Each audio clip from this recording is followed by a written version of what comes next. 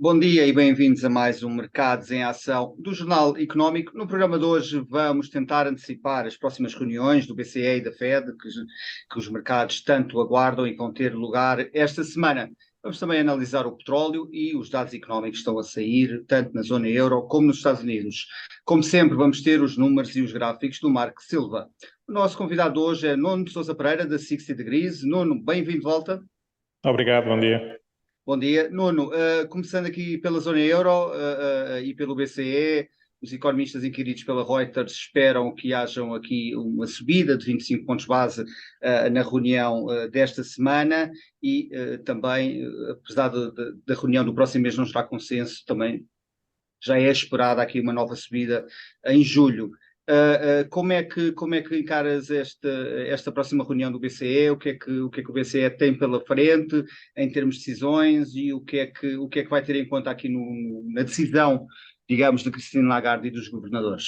Portanto, a Christine Lagarde fez uma coisa que não é muito habitual na Europa, mas muito bem, que foi ancorar as expectativas em subidas de taxa. Portanto, ela transmitiu ao mercado que o Banco Central Europeu estava confortável em subir a taxa consecutivamente nas próximas reuniões e porque estava atrás dos Estados Unidos e não propriamente porque a inflação estivesse descontrolada, porque os últimos dados da inflação já vieram mais baixos. E ela agora está num cenário em que está a recuperar o atraso que tinha, no sentido em que a maior parte dos bancos centrais à volta do mundo ou já tiveram algum tempo de pausa na subida das taxas de juros, estão a considerá-lo fazer, como é a Fed agora, provavelmente. E a Christine Lagarde pode-se dar ao luxo de ver aqui os dados durante mais um mês ou dois antes de tomar essa decisão. E a verdade é que os dados estão entrar num ponto aqui, diria, um sweet spot da economia, em que as economias continuam a crescer, a inflação parece mais controlada e não há grandes problemas em termos de falências de empresas, etc. Portanto, tivemos um dado económico mais recente, foi a inflação na Dinamarca, por exemplo, que anualmente passou de mais de 5% para 2,4%, creio. E, portanto, já é uma queda para dentro dos patamares já expectáveis. Portanto, há de ser dos países que está mais à frente nesse combate à inflação, dentro da zona euro, dentro da Europa.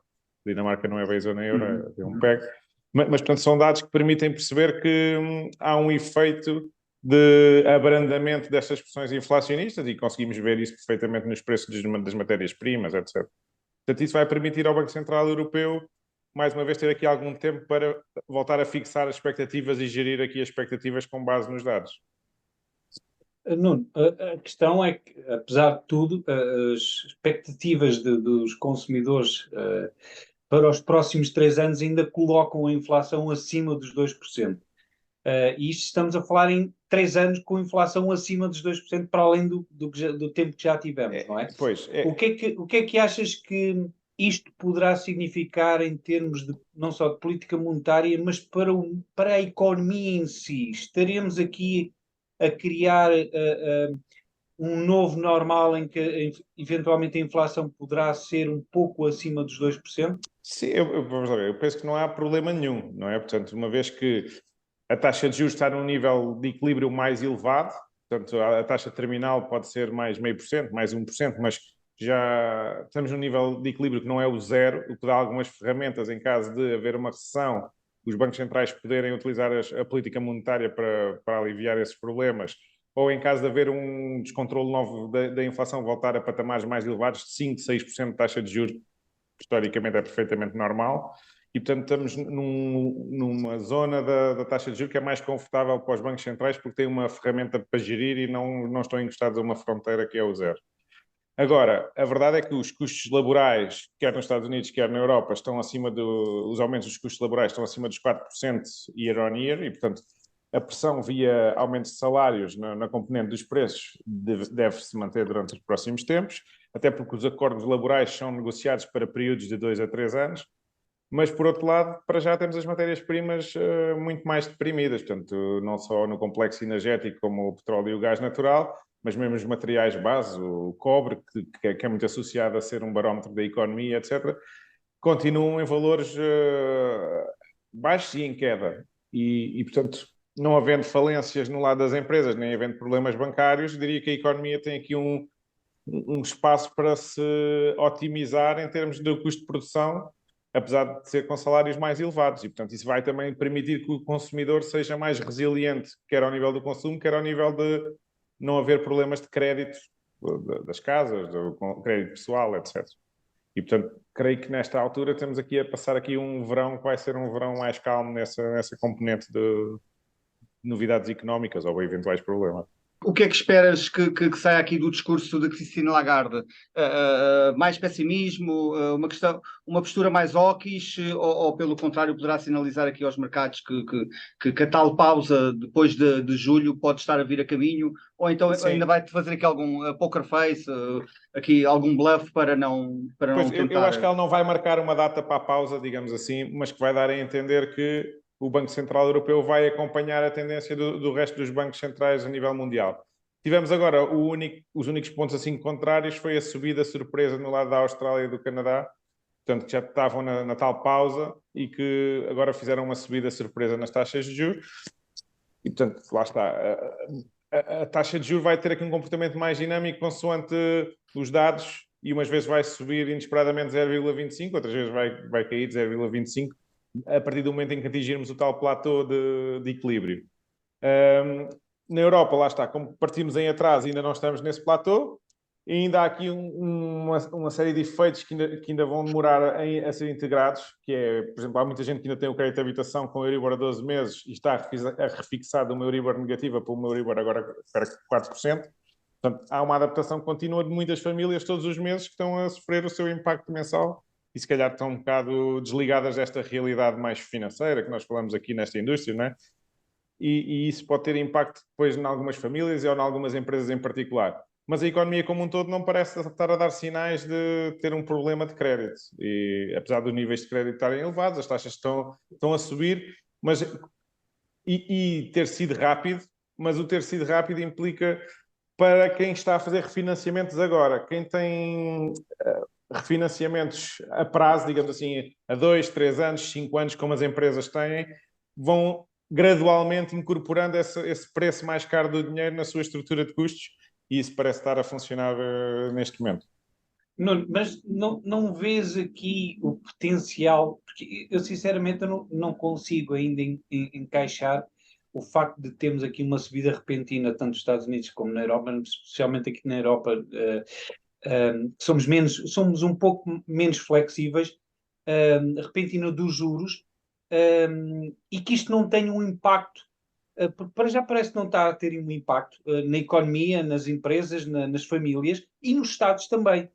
Não vês aqui, eventualmente daqui a um ano, algum risco de haver aqui algum fenómeno que ainda não estejamos a ver? E refiro, por exemplo, na questão dos custos financeiros dos países, que estávamos habituados a quase zero, não é? E agora vamos estar habituados a 3%, o que para nós, por exemplo, para Portugal, já é um custo muito significativo, não é? Sim, O que é que tu achas?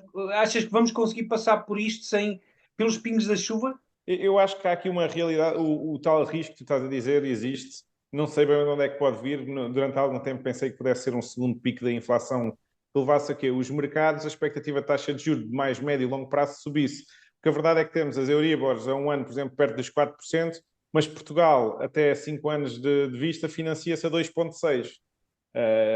Portanto, as obrigações a 15 anos de Portugal, creio que estão em 13,5%. Portanto, a Euribor está mais cara no curto prazo. Portanto, há realmente uma expectativa muito elevada dos mercados que as taxas de juros vão pausar e num futuro próximo vão diminuir. E isto é verdade para a Europa como um todo, para os Estados Unidos também. Portanto, as taxas de juros de longo prazo estão mais baixas do que as de curto prazo. E isso permite às empresas a tal flexibilidade de ok, eu sei que no curto prazo tenho aqui uma pressão de financiamento, mas se eu tiver a hipótese, vou financiar a longo prazo. Dá mais visibilidade, mais estabilidade e consigo custos melhores. E, portanto, este efeito da subida das taxas de juros de curto prazo não está a ser incorporado como um todo. Tem que haver uma mudança de mentalidade e de expectativa que realmente estamos perante um novo normal de taxas de juros para que isso vá gradualmente afetando a curva como um todo.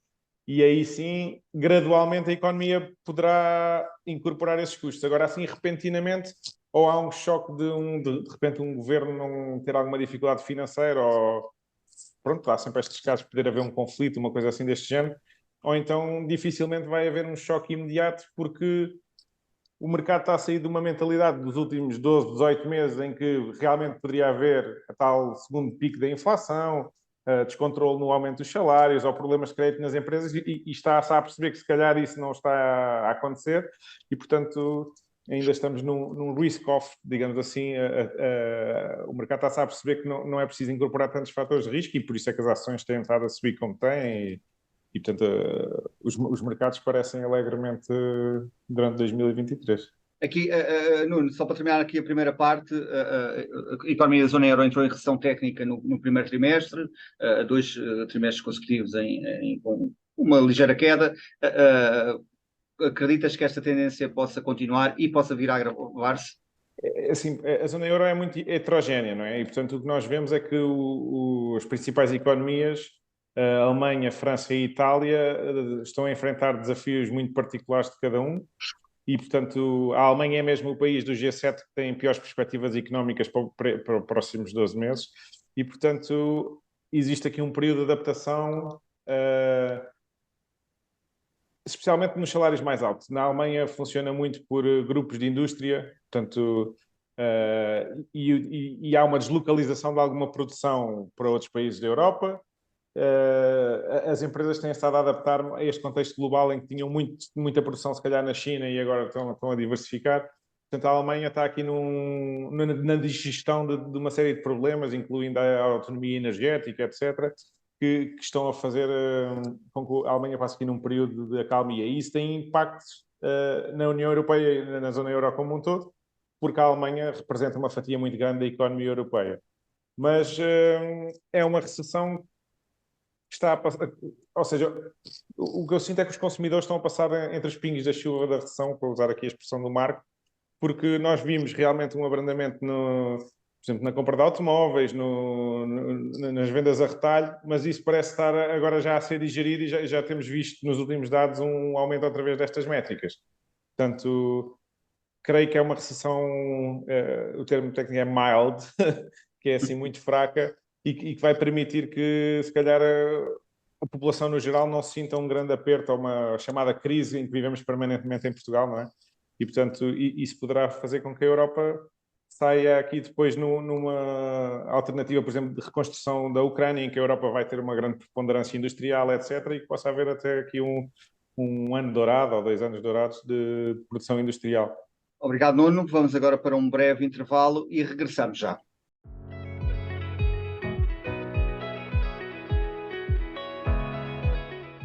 Bem-vindos de volta à segunda parte do Mercados em Ação. Vamos agora aos mapas e gráficos da semana com o Marco Silva, onde vamos ter em destaque o setor tecnológico, aqui com destaque para a Tesla, o Brasil, o ouro, o Brent, o FTSE e também o Nasdaq. Marco?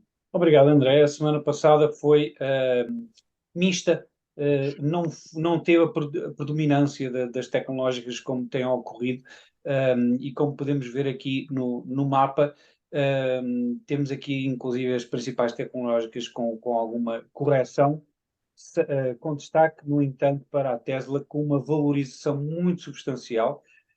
A Netflix também com alguma valorização, a Tesla que fez um acordo com o GM com a Tesla para adotar os carregadores da Tesla, provavelmente como um standard da indústria, talvez daqui a uns anos.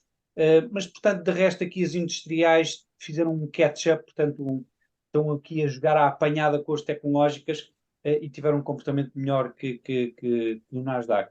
No entanto, como é indiscutível desde o início do ano por este mapa, as tecnológicas são as grandes vencedoras para já desta primeira parte do ano, com valorizações muitíssimo significativas, superior a 30%. Estamos a falar de empresas que valem $1 trilhão ou 1 bilhão em nomenclatura europeia. E aqui, por exemplo, a Tesla com mais 98%, a Meta com 120% e aqui a Nvidia com 165%. Portanto, estas foram as empresas que mais valorizaram este ano, sem a mínima comparação. Em relação ao resto do mundo, na semana passada, aqui destaque para o Brasil, com a Petrobras a puxar pelo índice, mas não só. Tivemos aqui várias empresas brasileiras com uma valorização muito significativa na semana passada.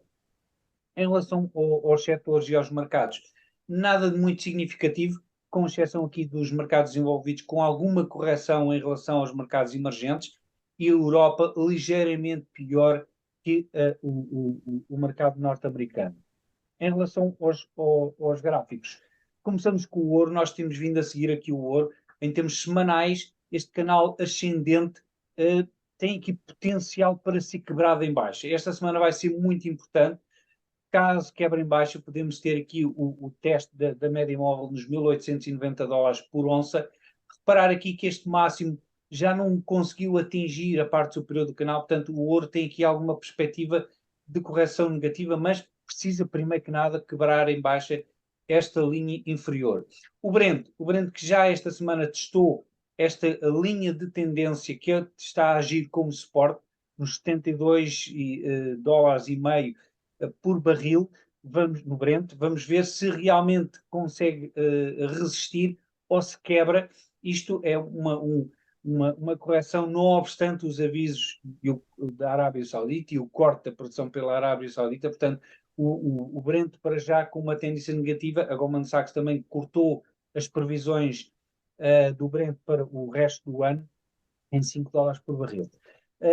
O FTSE que atingiu máximos históricos aqui há umas semanas, agora está numa correção muito ligeira, tem aqui os 7.150 pontos como zona de suporte, e tem aqui esta linha azul que está aqui a funcionar como um ímã, ora sobe para cima ou vem aqui um bocadinho abaixo, sobe para cima obviamente, ou vem aqui um pouco abaixo, mas não houve ainda uma quebra muito significativa desta linha de tendência que está nesta linha de resistência e de suporte, está nos 7.670 pontos. Temos que ter aqui uma quebra realmente evidente para podermos identificar aqui um novo rumo para o FTSE, que no entanto, como fui, está perto de novos máximos históricos. O Nasdaq, depois desta forte valorização, a semana passada esteve aqui a consolidar, tem aqui os 14.790 pontos como zona de resistência em alta, e já está aqui um pouco esticado. Portanto, vamos ver se esta semana não temos aqui um pump and dump, portanto, aqui um pico depois da reunião do Fed, e alguma correção. Já se está a afastar muito da média móvel primária aqui dos 20 períodos. Vamos ver se aqui o Nasdaq e o mercado norte-americano não tem aqui um período de correção nas próximas semanas. E é tudo, André. Obrigado, Marco. Nuno, olhando aqui precisamente para esta previsão referida pelo Marco do Goldman Sachs, que viu em baixo aqui o preço do petróleo, para 86, estava nos $95, a previsão anterior, recua para $86 por barril em dezembro. Temos aqui o corte dos sauditas, não convenceu ninguém. A Rússia continua a injetar aqui petróleo no mercado, e sem intenções de parar, obviamente, porque quer alimentar a máquina de guerra e precisa deste dinheiro. O que é que podemos esperar para o mercado para o resto do ano? Faz sentido aqui esta revisão em baixa do Goldman Sachs, sentado aqui pessimista e constantemente a descer? Como é que olhas aqui para o petróleo a nível mundial? Eu acho que o petróleo, um dos grandes motores para este ano era a reabertura chinesa pós-Covid, que tem estado aqui a desiludir, no sentido em que o consumo interno não tem estado a recuperar e os volumes de produção também não têm sido excepcionais. Portanto, continuam com uma crise a nível imobiliário, tem merecido muita atenção por parte do governo chinês, e isso tem sido tudo um desapontar, no sentido em que seria o grande motor de consumo de petróleo. Uma vez que os chineses também se tornaram um dos maiores parceiros, provavelmente o maior parceiro comercial da Rússia, tem absorvido petróleo diretamente da Rússia mais barato, e isso não tem criado pressão no mercado comprador. Portanto, as reservas chinesas estão em máximos de 2 anos. Do outro lado, os Estados Unidos têm estado a vender barris da reserva estratégica de petróleo, e, portanto, não tem havido aqui um efeito de procura que possa alimentar os preços, apesar deste movimento da Arábia Saudita, que cortou a produção em 1 milhão de barris por dia. Portanto, daqui para a frente vamos precisar de perceber se esta dinâmica se inverte, especialmente no mercado chinês, e até que ponto é que as sanções à Rússia podem ou não ser mais eficientes. Aqui a verdade é que existe muita transação de petróleo ali na Turquia, em que o petróleo simplesmente muda de bandeira e já pode ser transacionado para a Europa. Havia a expectativa que, caso o Erdogan não ganhasse as eleições turcas, isso pudesse vir a ser alterado. mas como isso não sucedeu, penso que vai continuar tudo no mesmo caminho e, portanto, há aqui realmente uma pressão sobre os mercados ocidentais, o preço do petróleo, sendo que há uma parte que são os acordos bilaterais entre os países que nós não sabemos bem a que preços é que esses acordos estão feitos. Portanto, só relembrar que a Arábia Saudita também tem acordos com a China, vende diretamente à China, e existe agora um BRICS alargado, portanto, o Brasil, a Rússia, a Índia, a China e a África do Sul, estão a integrar também a Arábia Saudita, o Irão e outros países com recursos para terem aqui acordos comerciais entre eles. E isso poderá, de alguma maneira, passar fora dos radares destes mercados em que nós vemos o preço. E, portanto, o preço pode estar a ser negociado noutro patamar e nós não nos apercebemos. Para o consumidor do mundo ocidental, isto é um efeito positivo, porque, dadas as pressões inflacionistas que existem em imensos bens, o petróleo não está tão caro, o custo da energia transmite-se na cadeia toda de produção e de consumo, e, portanto, de algum modo alivia aqui as perspectivas dos próximos meses em termos dos preços dos bens que nós consumimos, especialmente os bens essenciais. Uma vez que os preços dos bens agrícolas também estão mais baratos do que há um ano, pode ser que haja aqui o tal platô dourado que eu falava há bocado, em que o consumidor se aguenta e a economia consegue prosseguir o seu crescimento. E como é que tu explicas o FTSE em máximos, ou perto de máximos históricos, e o DAX em perto de máximos históricos, com a economia alemã em recessão técnica?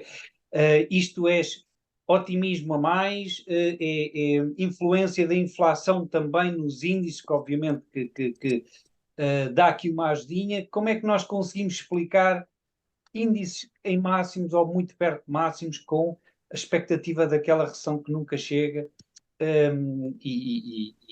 e tantas incertezas e com a taxa de juros tão elevada? Qual é que é a tua justificação? É mista? Eu acho que é isso, que é. Aqui há algum tempo atrás, há um ano e meio, havia essa expectativa de uma recessão que podia ser maior do que estava a ler nos dados económicos. Isso traduziu-se em que as ações não valorizaram, não é? E os múltiplos até recuaram bastante, as ações ficaram mais baratas comparadas com os resultados das empresas. Os resultados das empresas cresceram nominalmente, portanto a inflação conseguiu ser passada para os consumidores e fez com que os resultados das empresas em termos de vendas e em termos de lucros, mantendo a mesma margem, cresceram. E, portanto, as empresas voltaram a ficar baratas e agora houve um ciclo de corrida desde outubro aos ativos de risco que fez com que as ações subissem. Portanto, funciona um bocadinho por arrasto, não quer dizer que todas as empresas sejam iguais. Por outro lado, no Reino Unido tem uma situação mais específica, que é ainda há muitos impactos do Brexit em algumas indústrias, têm vindo a ser digeridos, tem havido alguma estabilidade política e o mercado imobiliário tem aliviado um pouco em Londres, tem havido algum êxodo de pessoas e empresas, mas o impacto no mercado financeiro já tinha sido sentido antes. Portanto, eu creio que o mercado financeiro está a fazer a função que exige, que é antecipar um bocadinho o que vem a seguir. E portanto, olhando para este desenrolar dos dados económicos, que parece prever aqui pelo menos um verão até ao início do inverno, calma em termos de dados económicos, com as empresas a conseguirem manter a sua atividade normal, sem grandes sobressaltos, parece-me que é isso que os índices estão a precificar. Obrigado, Nuno. Vamos agora para um breve intervalo e regressamos já.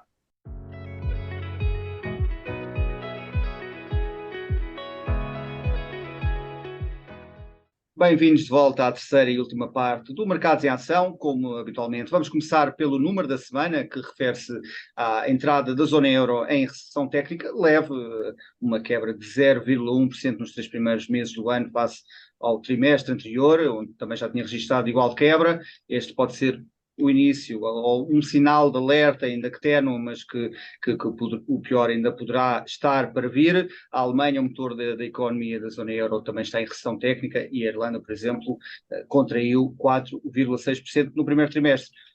Já Portugal está aqui a resistir, por enquanto, registrou um crescimento de 1,6% em cadeia e de 2,5% face ao trimestre homólogo, sendo o terceiro melhor registro de toda a União Europeia. Vamos esperar para ver o que é que acontece nos próximos meses, à medida que as taxas de juros continuam a pesar, tanto nas famílias como nas empresas, e veremos o que é que vem aí para o resto do ano. Marco, vamos agora à personalidade da semana. O que é que tens para nós? Esta semana será, sem dúvida, Jerome Powell, que não só pelo que irá sair da reunião da Fed, mas pelas declarações e pelas suas respostas aos jornalistas. Se o baseline para esta reunião é não haver alteração, vai ser muito importante perceber, isto às vezes nos Estados Unidos é assim, qual é que é o significado da palavra skip, ou seja, será que saltarão uma reunião e para a próxima reunião vão aumentar, ou haverá uma pausa, que são duas coisas diferentes. Pelo menos é assim que o mercado está a interpretar. Uma pausa é uma pausa, eventualmente poderá nem nunca mais recomeçar a subida dos juros, enquanto o skip será o saltar esta e na próxima quase certeza que irá haver um aumento. Portanto, isto será muito importante, como é que ele irá transmitir esta mensagem para os próximos dias em Wall Street. Obrigado, Marco. Nuno, olhando precisamente aqui para os Estados Unidos, também temos aqui reunião da Fed esta semana, sairá a decisão ao final do dia de quarta-feira. Aqui uma sondagem do Financial Times junto a economistas académicos dá conta que o Banco Central deverá subir, pelo menos esta a expectativa, deverá subir os juros ainda por mais 2 vezes. Penso que outras casas de investimento estarão a apontar para uma pausa aqui nas subidas. O que é que esperas que saia aqui da reunião desta semana? Eu acho que não vai ser decisivo os números da inflação que vão sair, entretanto, mas que também vão contribuir um bocadinho para o mood e para a capacidade de ter mais flexibilidade na linguagem que a Fed possa ter para com o mercado. Sabendo que todas as linhas do statement são interpretadas e comparadas com os statements anteriores, etc., há um cuidado muito grande na comunicação e, portanto, eu creio que os Estados Unidos, a Reserva Federal já caiu nesse erro durante o mandato de Jerome Powell de se obrigar a tomar uma certa decisão porque tinha sido isso comunicado e havia pouca flexibilidade para mudar. Portanto, neste caso é o expectável para a próxima reunião, mas não deverá querer definir o caminho já até ao fim, especialmente até ao fim do ano, até aos próximos 12 meses. Portanto, já vários governadores do Banco Central dos Estados Unidos vieram comentar que esperavam 2 subidas de taxas de 0,25 durante 2023 ainda. Portanto, o mercado já incorpora de alguma maneira essa expectativa, sendo que ao ocorrer uma já em junho, portanto, serão 6 meses para cumprir a palavra, mas não se obrigarem a se é já na próxima, se é em dezembro. Portanto, ganham alguma flexibilidade para jogar aqui com a evolução da economia e os números. Sendo que os Estados Unidos o crescimento também não tem sido brilhante, é importante perceber se pode haver aqui algum problema à frente, porque depois em 2024 terão o ciclo eleitoral para gerir e, portanto, têm que preparar a economia para ter uma trajetória estável durante essa altura, porque muitas vezes subidas ou descidas bruscas na taxa de juros perto da altura eleitoral pode ser visto como interferência, digamos assim, na preferência pelo presidente, etc. E, portanto, creio que já será um bocadinho essa visão que estará nos membros da Fed, que é preparar a economia para aguentar um certo período em que eles sim conseguem dizer vai acontecer isto nos próximos 3 reuniões. E, portanto, ganhar aqui alguma flexibilidade para os próximos meses para depois preparar a economia para ser autogerível. Nuno, mas aqui 2 perguntas. Achas mesmo que é possível um corte de juros ainda este ano com 320 mil postos de trabalho criados nos últimos non-farm payrolls? Um corte não. Eu acredito que o mercado ainda espera um corte no final do ano. Pelo menos esse é o baseline ainda do mercado. Espera um corte de 25.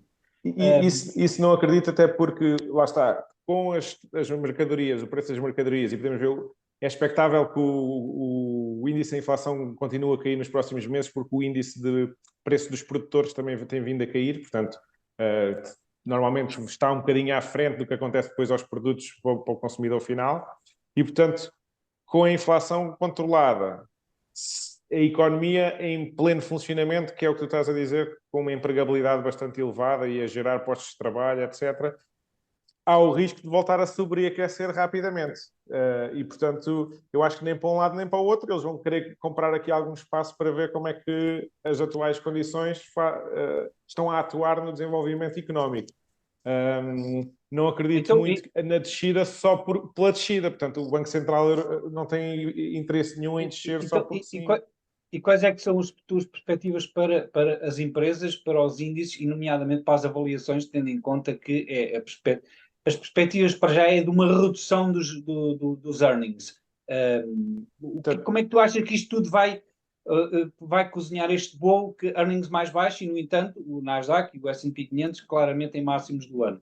Mas nós vimos uma expansão de múltiplos nos últimos meses, portanto o S&P está a cerca de 16 vezes EV/EBITDA, pelos números ali da Bloomberg que eu estive a ver. Portanto, a avaliação das empresas comparada com o EBITDA que geram está a cerca de 16 vezes, que é mais ou menos a média dos últimos 5 anos, e portanto não está de alguma maneira exagerada, nem que o Banco Central tenha que vir dizer que há uma bolha, nem está de tal maneira barato que sugira que não há liquidez no mercado e não há apetite dos investidores para investir em ativos de risco. Portanto, o que nós temos aqui realmente é uma inclinação dos mercados financeiros em termos do que é a composição do S&P, por exemplo, para as ações tecnológicas, como tu mostraste, valorizações muito expressivas nas maiores ações tecnológicas no ano, enquanto, por exemplo, se formos olhar para o índice que representa as empresas mais pequenas, o Russell, está negativo. E, portanto, ou pelo menos estava aqui há poucos dias. E, portanto, o que podemos ver é que não há um comportamento das ações da economia como um todo da mesma maneira. Provavelmente o que poderá acontecer no caso de uma estabilização económica e com as taxas de juros nestes valores, poderá ser até as empresas pequenas valorizarem mais do que as tecnológicas, uma vez que as tecnológicas, como têm muito mais mediatismo, captaram já todos os investidores agora no início do ano, por exemplo. Se realmente os earnings não corresponderem, o crescimento não corresponder à expectativa que está no preço dessas grandes tecnológicas atualmente, poderá haver uma diversificação do investimento para estas empresas mais pequenas. André, deixa-me só adicionar que as perspectivas para os resultados do quarto trimestre, os maiores contribuintes para o crescimento serão a Meta do S&P 500, a Meta, a Nvidia, a Google e a Amazon. Só estas 4 empresas são as principais impulsionadoras dos resultados do S&P 500. E por aí também temos os múltiplos dessas empresas muito acima desta média que eu estava a falar. Portanto, quando olhamos para médias, dentro destes cabazes de ações, estamos muito distorcidos por essas grandes empresas grandes. Nuno, obrigado por teres aceitado o nosso convite. Até uma próxima oportunidade. Obrigado. Até à próxima. Marco, vemos para a semana. Até para a semana. Veja estes e outros programas no site e nas redes sociais do JE. Ouça também a versão em podcast nas principais plataformas de streaming. Chegamos ao fim de mais um Mercados em Ação. Boa semana e bons negócios.